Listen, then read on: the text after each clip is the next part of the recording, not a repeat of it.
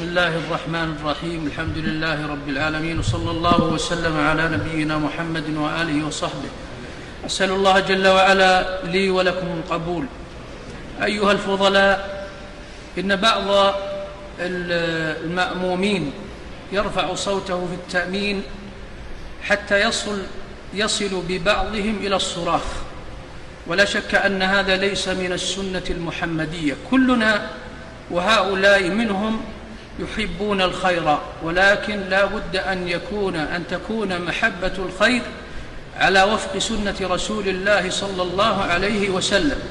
فمن أسباب استجابة الدعاء أن يكون بصوت خافت فيه تضرع وتذلل لله جل وعلا.